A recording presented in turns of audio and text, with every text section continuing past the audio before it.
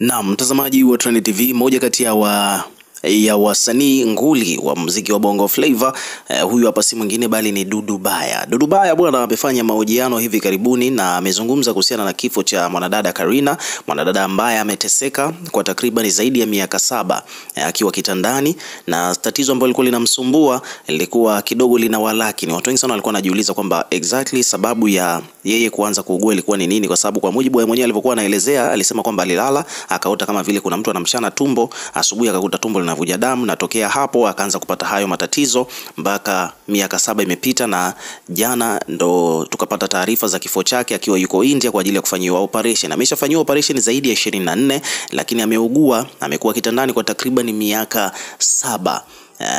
Kwa hiyo ameteseka sana, na kuna kipindi yeye mwenyewe alikuwa anasema kabisa kwamba wakati anafuatwa kuhojiwa alishawahi kuzungumza Karina akidai kwamba kama kuna mtu labda amemfanyia ubaya basi ni kheri akamtoa roho kabisa kuliko yale mateso ambayo alikuwa anayapitia. Kumradhi. So hivyo ndivyo mambo yalivyokuwa.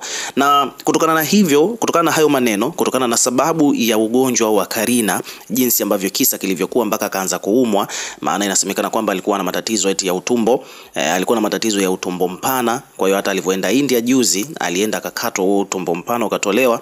Kwa hiyo alikuwa na recover, anaendelea vizuri, lakini at the end of the day akafariki ghafla.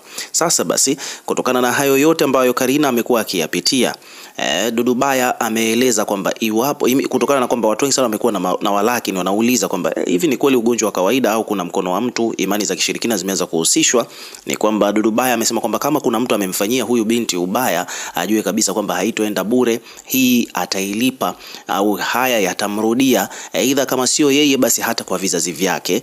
Hiki alichokifanya kwa Karina kitakuja kumrudia. So hicho ni kitu ambacho amekizungumza Dudu Baya. Kwa Dudu Baya bwana, kuna interview sasa hivi inafanya vizuri na inasambaa sana mitandaoni huko, akiwa ameandika kwamba Dudu Baya anadai kwamba aliyehusika na mateso ya Karina au Hawa hakika yatamrudia, hakuna kinachoenda bure. Umeona, na watu wengi sana kiukula wamekuja kucomment, wamesupport kile ambacho amekizungumza Dudu Baya, kutokana na kwamba kila mtu alikuwa anaona jinsi ambavyo Karina alivyokuwa anapitia wakati mgumu. Umeona, so hivyo ndivyo mambo yalivyo. Kwa watu wengi sana hapa wamekuja kucomment. Kwa mfano huyu hapa Fatma ameandika kwamba kweli kabisa Dudu Baya kaongea vizuri walahi. Kwa mnasababu bwana, sifa na utukufu tunavirudisha kwa Mungu. Kwa mnasababu bwana, kama kuna mtu alimtesa basi hata fumba macho bila haya kumrudia, na kama ni mipango ya Mungu basi Mungu atusamee, alhamdulillah, shukrani ya Rabbi. So hizo ni comment za baadhi ya watu, na comment ziko nyingi sana, siwezi kusoma zote. Ukiwa kama mdau na wewe pia kama una maoni yoyote, basi tuwekee maoni yako hapo chini katika comment section, tutakuwa tukisoma na kureplay kila comment, na pia hakikisha una subscribe kwa ajili ya kupata update zaidi.